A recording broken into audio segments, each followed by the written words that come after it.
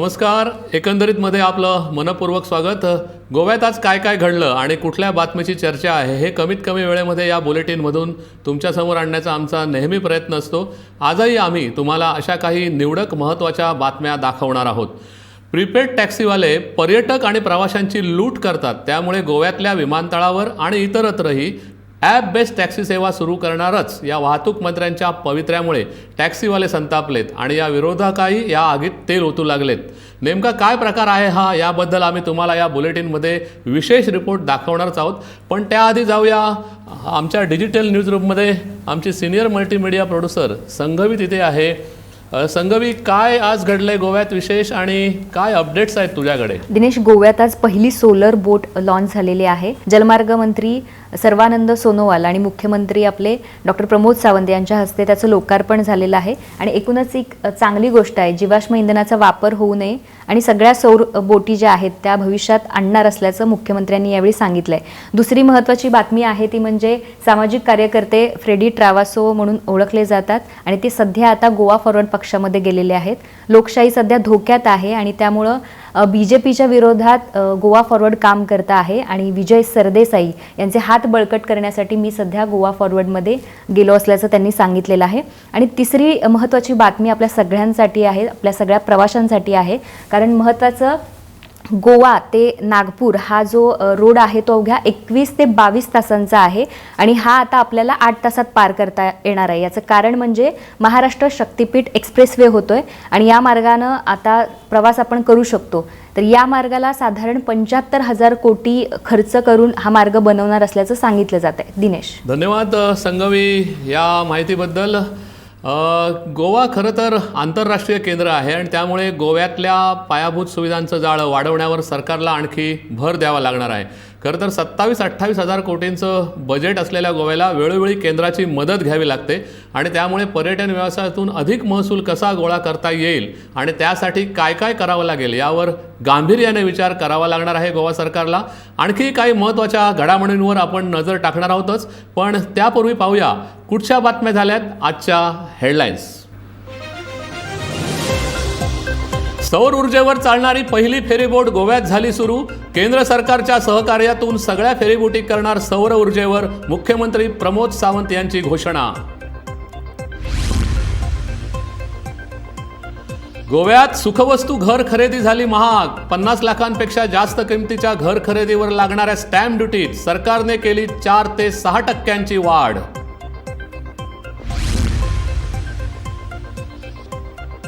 कला अकादमीच्या विना टेंडर दुरुस्तीच्या ठेक्यावरून राजकारण तापलं. बांधकाम मंत्री म्हणतात टेंडर का काढलं नाही ते आधीच्या मंत्र्यांना विचारा.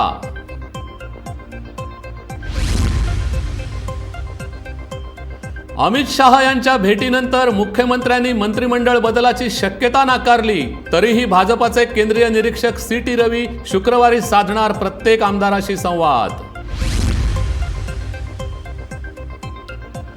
पेडणे तालुक्यात पिण्याच्या पाण्याची टंचाई. 4 दिवसात पाणी पुरवठा सुरळीत झाला नाही तर मोपा विमानतळाकडे जाणारा रस्ता रोखणार, ग्रामस्थांनी दिला इशारा.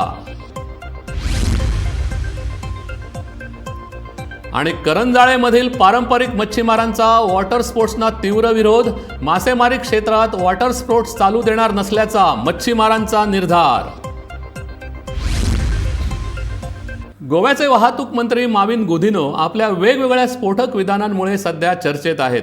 गोव्यातल्या सध्याच्या दाबोळी विमानतळावर पुरेशा सोयी उपलब्ध झाल्या नाहीत तर प्रवासी मोपा विमानतळाला प्राधान्य देतील आणि दाभोळी विमानतळ बंद होईल आणि याला सर्वस्वी जबाबदार तुम्ही असाल, असं वक्तव्य माविन यांनी काळ्या पिवळ्या टॅक्सीधारकांसमोर केलंय. त्यामुळे गोव्यात आता नवा वाद पेटलाय. साहजिकच विरोधकही या आगीत तेल ओततायत. बघूया हा खास रिपोर्ट. सर्व सोयींनी सुसज्ज असा उत्तर गोव्यातला मोपा आंतरराष्ट्रीय विमानतळ 2023च्या वर्षारंभाला पूर्ण क्षमतेने कार्यरत होण्याची शक्यता आहे. त्यामुळे गोवा सरकार सध्या वापरत असलेल्या दाभोळी विमानतळाच्या अस्तित्वाचा प्रश्न निर्माण झालाय. याचं कारण म्हणजे वाहतूक मंत्री माविन गुदिनो यांनी विमानतळावरच्या काळ्या पिवळ्या टॅक्सीधारकांसमोर व्यक्त केलेली भीती. ॲप टॅक्सी येतलीच आज ना फाल्यां ना परवा, कितले दीस आमी पोस्टपोन करतले आणि आज ना उद्या ना परवा तरी ॲप बेस्ड टॅक्सी येणारच आहे. किती दिवस आम्ही टाळू शकणार हे? आता लवकरच GMRचा मोपा विमानतळ सुरू होतोय. तिथे सर्व सोयी देणार आहेत. Him to suffer from any infirmity. App taxi ना, ओन्ली प्रिपेड टॅक्सी आसा, अशें आमकां नाका. फाल्यां अशें जावपा जायना दाबोली मेयल्यार taxi problem. I want this to be thing of the past. Tomorrow Mopa will say we have done everything. मग असं उद्या होऊ शकतं की ॲप बेस्ड टॅक्सी सेवा नाही म्हणून प्रवासी दाबोळी विमानतळावर फिरकणारच नाहीत. त्यामुळे हा विमानतळ बंद पडू शकतो. Flying down from Mopa because today distances are not a problem in Goa. खरं तर गोवा माइल्स या ॲप बेस्ड टॅक्सी सर्व्हिसशी सरकारने 2018 मध्येच करार केला. मात्र गोव्यातल्या स्थानिक टॅक्सीवाल्यांच्या दबावापोटी आणि त्रासामुळे ही कंपनी विमानतळावर अद्यापही पुरेशी सेवा देऊ शकलेली नाही. वाहतूक मंत्र्यांनी या काळ्या पिवळ्या टॅक्सीवाल्यांशी संवादही साधला. मात्र टॅक्सीवाले गोवा माइल्समध्ये सहभागी व्हायला तयार नाहीत. यात भर म्हणून की काय, विरोधकांनी या आगीत तेल ओतायची एकही संधी सोडलेली नाहीये. गोवा माइल्साक तुम्ही जॉईन जातले का? आम्ही गोवा माइल्साक जॉईन नासले. आम्ही कधीही गोवा माइल्समध्ये सहभागी होणार नाही. आमचा प्रीपेड टॅक्सी काउंटर 1985 पासून आहे, जो आमचा पारंपरिक आहे. त्यामुळे आम्ही ॲप बेस्ड टॅक्सी सेवा स्वीकारणार नाही. आसा आमचो तो आमी तसोच दवरतले आनी आमकां ॲपाक जॉईन जावपा जाय, कितें जावपा जाय, आमी थंय जावचे ना. हें आमचें पयलींसून म्हणणें आसा की आमी ॲपाक जॉईन जावचे ना.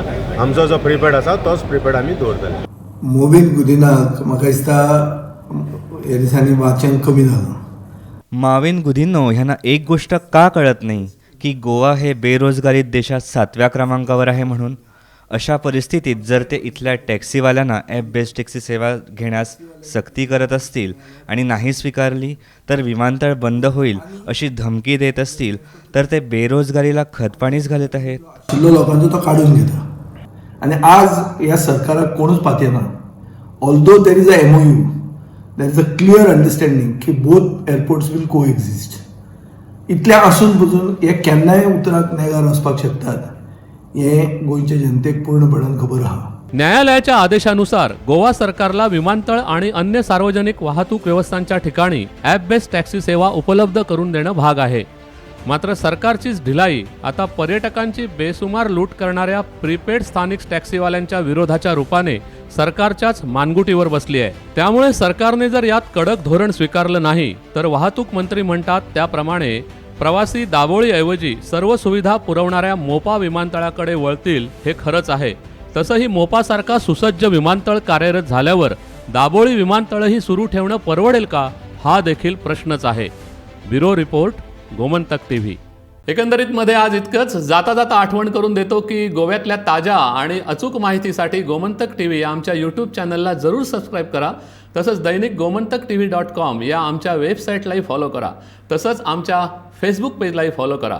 आणि हो, आणखीन एक विनंती आहे, दिवाळी जवळ येते तेव्हा या दिवाळीला तरीच कृपया मोठ्या आवाजातले फटाके फोडणं आणि DJ लावणं टाळा. धन्यवाद. उद्या पुन्हा भेटू. शुभरात्री.